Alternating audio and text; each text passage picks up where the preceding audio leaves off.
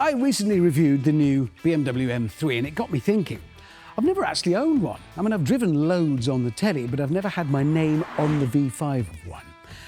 I could scour the internet and buy one, but A, it costs a lot of money, and B, I'd probably buy the wrong one, or one that does some of those M3-ish things really well, but others not so well, and then it would annoy me. So I've had a better idea. I'm going to build my own, a sort of M3 Hammond edition, or a Ham 3. And I'm going to start off with something I already own. Welcome back to my E90 series. It's a 320i, which means it's got a dinky 2-litre engine that when it was new made a dizzying 150 horsepower-ish. Even the E30 M3, the original, had it beaten on power in the 1980s. That won't do for my car. In its day, the 320 was a good car. A bit Bogo Executive Express. It was for the lower middle-ranking manager who, I'm nearly there, and it's got a BMW badge on it. This specific one I actually bought for Izzy's 21st birthday party when she decided she wanted to take everyone grass tracking in our field. I bought it, we stripped it out, then she changed her mind. Thanks, Iz, it's sat in my barn ever since. So this is our starting point, but there are a lot of decisions to make about this project, so I need some brains. We haven't got any brains, so I'm going to use these guys. Gentlemen, can we join, please?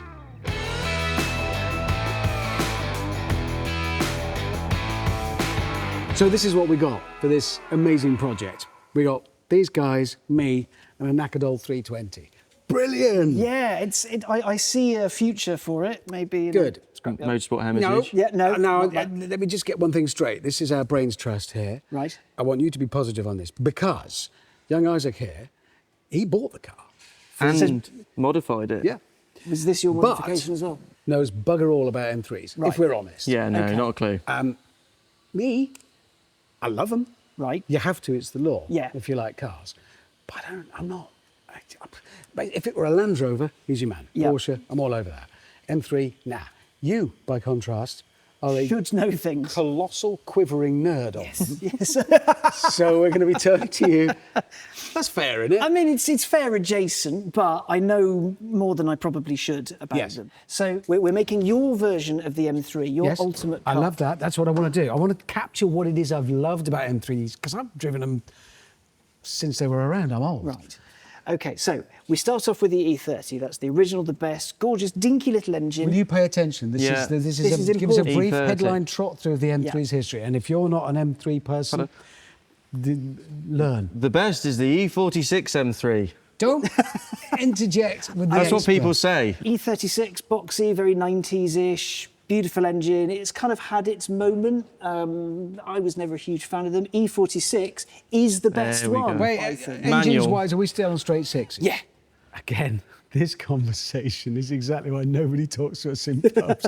Go to the table on your own. So then we get to the E92, which is this generation's car. I don't know what it's like to meet you now. That was Straight four.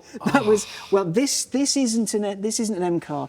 That one had a V8, the first M car with a V8, or first M3 with a V8. Lots of people got very excited about it, very revvy, very torquey. Then the F80, straight six, Because this isn't the turbochargers. internet, I can't even say welcome back. If you've been off to make a cup of tea, you've switched off, so Sorry, bye everyone.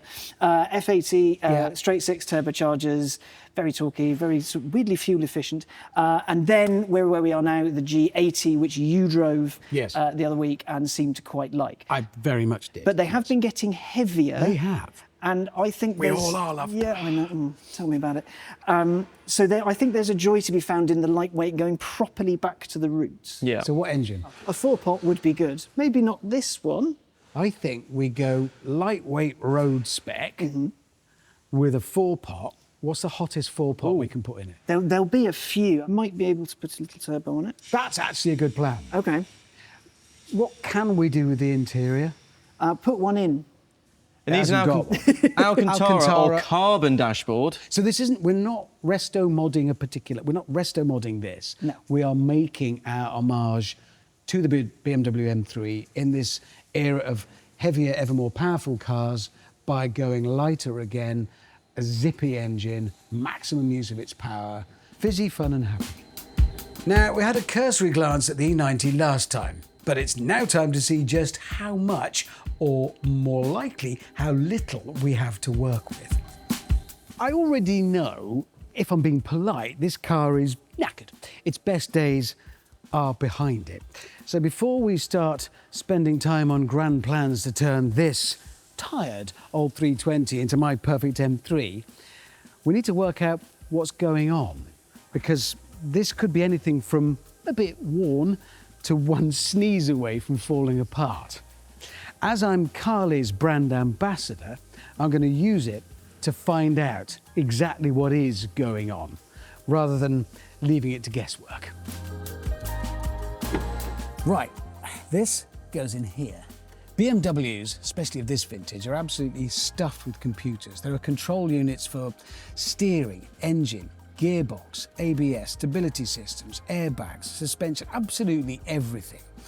And the problem is, when something goes wrong, the first you might see about it is a warning light, or smoke, or a big bang, or all three. And by then, it's too late, and those control units will be wishing they had your credit card number, because they're going to need it. Right, connect this to this, and let's have a look. With this tool, I have the upper hand because it opens a conversation. It talks directly to all those control units, and they can tell it what's going on. Hopefully they're not all going to shriek, "Kill us, we're past it." Here we go. It's been declared very bad. Yeah, overall. 38 issues found. Problems with engine, yeah. Instrument cluster, air conditioning, airbag. It's got problems in places I didn't even know it had. Okay. Dare I even look at the engine? Oh, hello. Temperature sensor at radiator outlet. Signal problem. So the temperature sensor in the radiator isn't sending the temperature to the car, which obviously could be really... I can use the smart mechanic now, which if I go down here, it sort of... somebody knows what they're talking about, interrogates it for me automatically. Right, temperature sensor at the radiator outlet, the problem is with the signal. So it could just be the sensor, which would cost a few quid to replace and I could do myself. Thing is, has it got any worse since I last drove it? Well, this isn't just a generic warning light. It can actually interrogate the systems live and give me live data on what's happening with the car when it's running. So I need to start it. Right, so I've selected the values I want to look at, and I can look at everything it's doing. I've just pulled up 3, so... Right, the coolant outlet temperature, that's the temperature sensor we've isolated. It's told me, finally it's confessed there's a problem, is reading minus 54 degrees Fahrenheit, which I suspect it probably isn't. Basically, that one little sensor is setting up a raft of other problems that I now know I could resolve by saying to somebody, "Bung us a new radiator sensor on there, would you?" Now we know what we're dealing with. I can reassemble my brain trust and, based on facts, make a plan for this car.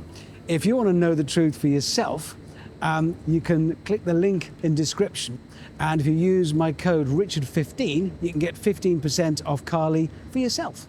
Right, to work, let's create something just brilliant. That bit works beautifully.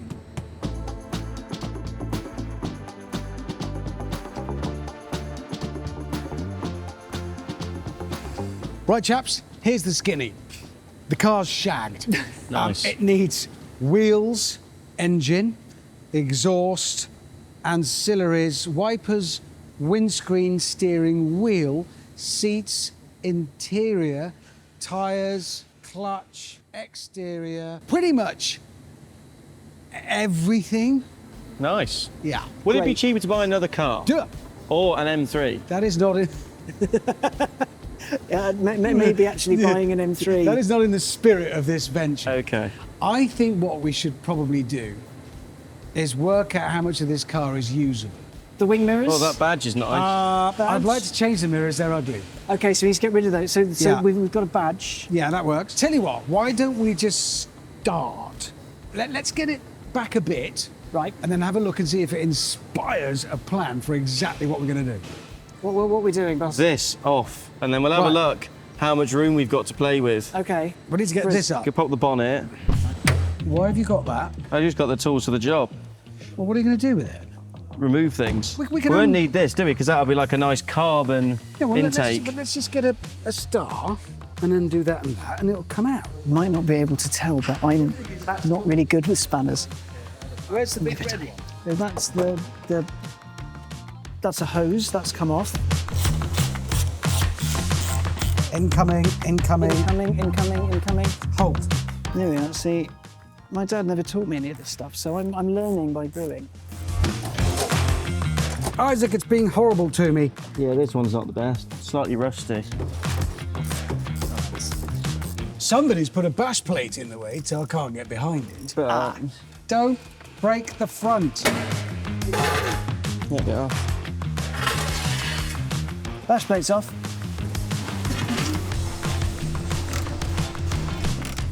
Let's see how clear it is. Beautiful. She's ugly, but she's strong. Do not stamp on that. It's Undo 'cause of it. It's rounded. Have you seen how far back the engine? Yeah. Well, I guess they had to build. I'll try and get it into the Build middle as you it. can. Right, chaps, after literally 1 minute and 30 seconds of organised precision work, what we've done is expose the engine. So this is the heart of the machine. That's going to go, are we agreed? Yeah. Have a new one out to there. What are we going to put in this place? Because that will really, it's critical. We've agreed we want to go capture the sense of lightness of the original M3s. Yeah. If we're going light and if we're honouring the past, then 4 pot's a good idea. The majority was 6, but I think if we keep it lightweight and 4, we kind of have a nice bit of E30 in there. When was the last time you could drive a 4-cylinder M3? That was the original. Yeah. It was obviously a bad idea then. Didn't catch on. So they want bigger. Listen, a fizzy, excitable, exciting little 4-pot in here, a lighter, brighter car that handles partly by dint of being light and by having enough power to get itself out of trouble but not always into. Yeah. Brilliant. That's the plan. Now I need to go and source Our engine. an engine and lots of parts. Yeah. Massive turbo. Probably some experts. Yeah, definitely. What about 2 turbos? We need to gag him Yeah. and see where it takes us from there. We have a plan. We have a plan. We have a plan.